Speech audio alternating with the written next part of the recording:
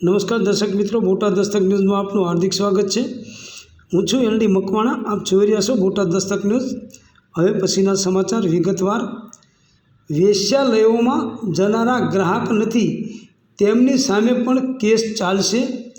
કેરળ હાઈકોર્ટે કહ્યું છે કે વેશ્યાલયોમાં જનારા અને સેક્સ સર્વિસ લેનારા લોકો પણ ગુનેગાર છે, તેમના પર પણ કાર્યવાહી થઈ શકે છે। જાણો કોર્ટે બીજું શું કહ્યું।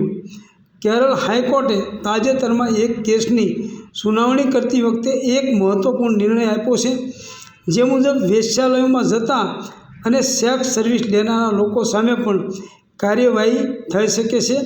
કોર્ટે કહ્યું કે આવા લોકો સેક્સ સેવાઓ માટે ચૂકવણી કરે છે, જે વેશ્યાવૃત્તિને પ્રોત્સાહન આપવા જેવું છે। કેરળ હાઈકોર્ટના જજ વીજી અરુણે કહ્યું કે સેક્સ વર્કરની પ્રોડક્ટ ગણી શકાય નહીં અને આવી સેવાઓ લેનારા લોકોને ગ્રાહક ગણી શકાય નહીં। આ લોકો સેક્સ વર્કના જાતિ શોષણમાં સામેલ છે અને ધંધાધારી જાતિ શોષણ અને માનવ તસ્કરીને પ્રોત્સાહન આપે છે। ન્યાયાધીશે કહ્યું કે મારા મતે જે વ્યક્તિ વેશ્યાલયમાં સેક્સ વર્કરની સેવા લેશે તેને ગ્રાહક કહી શકાય નહીં। ગ્રાહક બનવા માટે વ્યક્તિએ કોઈ વસ્તુ અથવા સેવા ખરીદવી જોઈએ। સેક્સ વર્કરને ઉત્પાદન કહી શકાય નહીં। મોટાભાગના કિસ્સાઓમાં તેમને માનવ તસ્કરી દ્વારા આ વ્યાપારમાં લલચાવીને અન્ય લોકોની કામુક ઈચ્છાઓને સંતોષવા માટે તેમના શરીરનો ઉપયોગ કરવા દબાણ કરવામાં આવે છે। સત્ય એ છે કે સેક્સથી વ્યક્તિ પૈસા ચૂકવે છે, જેનો મોટો ભાગ વેશ્યાલયના માલિકને જાય છે, જેથી આ ચૂકવણી સેક્સ વર્કરને તેના શરીરનો ઉપયોગ કરવા અને પૈસા ચૂકવનાર વ્યક્તિની માગણીઓ અનુસાર કાર્ય કરવા માટે ઉશ્કેરવા સિવાય બીજું કંઈ નથી। હાઈકોર્ટે કહ્યું કે આવા લોકો સામે ITP એક્ટની કલમ 5(1)(b) મુજબ કાર્યવાહી કરી શકાય છે, જે કોઈ વ્યક્તિને વેશ્યાવૃત્તિમાં જોડાવા માટે દબાણ કરે છે। કોર્ટે 2021 સંબંધિત કેસની સુનાવણી કરતી વખતે આ અવલોકનો કર્યા હતા। તિરુવનંતપુરમની પેરુક્કડા પોલીસે 18 માર્ચ 2021ના રોજ એક બિલ્ડિંગ પર દરોડો પાડ્યો હતો। ત્યાં પોલીસને એક પુરુષ નગ્ન અવસ્થામાં એક મહિલા સાથે પથારીમાં મળી આવ્યો હતો। પોલીસ તપાસમાં જાણવા મળ્યું કે 2 લોકો આ વેશ્યાલય ચલાવી રહ્યા હતા। તેઓ 3 મહિલાઓને વેશ્યાવૃત્તિ માટે લાવ્યા હતા। તેઓ ગ્રાહક પાસેથી પૈસા લેતા હતા અને તે પૈસાનો એક ભાગ તે મહિલાઓને આપતા હતા। આવી સ્થિતિમાં તેમની સામે વેશ્યાલય ચલાવવા બદલ કાર્યવાહી કરવામાં આવી હતી। આ સાથે મહિલા સાથે પકડાયેલા વ્યક્તિ પર કલમ 3, કલમ 4 અને કલમ 5(1)(b) અને ITP એક્ટની કલમ 7 હેઠળ પણ આરોપ મૂકવામાં આવ્યો હતો।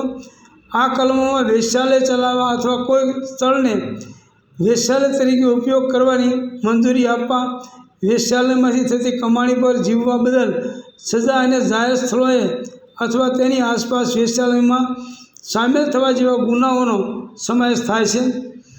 વ્યક્તિએ આ આરોપો સામે હાઈકોર્ટમાં અરજી દાખલ કરી હતી અને તેમને રદ કરવાની માગ કરી હતી। તેણે દાવો કર્યો હતો કે સેક્સ વર્કરો ગ્રાહકો શોધતા હતા અને તે ફક્ત ગ્રાહક તરીકે તેમની સેવાઓ લેતા હતા। હાઈકોર્ટના અગાઉના નિર્ણયોને ટાંકીને તેણે કહ્યું કે તેમનું કામ વેશ્યાલય સંબંધિત વેપાર કે વ્યવસાય નથી। ન તો તે સેક્સ વર્કરને લાવતો હતો કે ન તો તેમને આ કામ માટે મજબૂર કરતો હતો। આ કેસમાં વરિષ્ઠ સરકારી વકીલે કહ્યું કે એ વ્યક્તિ સામેના આરોપોનો નિર્ણય ટ્રાયલ કોર્ટ સમક્ષ પુરાવાના આધારે થવો જોઈએ। સુનાવણી પછી કોર્ટે કહ્યું કે કલમ 3 અને 4 વેશ્યાલય ચલાવનારાઓ અને વેશ્યાવૃત્તિમાંથી કમાણી કરનારાઓને નિશાન બનાવે છે। આ કેસનો મુખ્ય મુદ્દો એ હતો કે શું વેશ્યાલયમાં જાતિ સેવાઓ લેવી એ કલમ 5(1)(d) હેઠળ ગુનો ગણાશે। કોર્ટે સ્પષ્ટ કર્યું કે જાતિ સેવાઓ માટે ચૂકવણીને ફક્ત એક વ્યવહાર ગણી શકાય નહીં, પરંતુ તે એક પ્રકારની લાલચ છે। કારણ કે તે સેક્સ વર્કરને વેશ્યાવૃત્તિ ચાલુ રાખવા માટે દબાણ કરે છે, જે કલમ 5(1)D કાર્યક્ષેત્ર હેઠળ આવે છે. કોર્ટે કહ્યું, જેથી જે વ્યક્તિ વેશ્યાલયમાં સેક્સ વર્કરની સેવાઓ મેળવે છે તે ખરેખર સેક્સ વર્કરને પૈસા આપીને વેશ્યાવૃત્તિ ચાલુ રાખવા માટે પ્રેરિત કરે છે અને તેથી તે કાયદાની કલમ 5(1)D હેઠળ ગુના માટે કાર્યવાહી કરવા માટે જવાબદાર છે. આ કિસ્સામાં જો પ્રેરકને ગ્રાહક કહેવામાં આવે છે તો તે કાયદાના હેતુની વિરુદ્ધ હશે, જેને તેનો હેતુ માનવ તસ્કરી રોકવાનો અને વેશ્યાવૃત્તિ કરવા માટે મજબૂર લોકોને સજા કરે છે. અંતે કોર્ટે કલમ 3 અને 4 હેઠળ અરજદાર સામેની કાર્યવાહી રદ કરી, પરંતુ આઈટીપી એક્ટની કલમ 5(1)D અને 7 હેઠળ કાર્યવાહીને યથાવત રાખી હતી. Botad Dastak news, LD Makwana, Botad.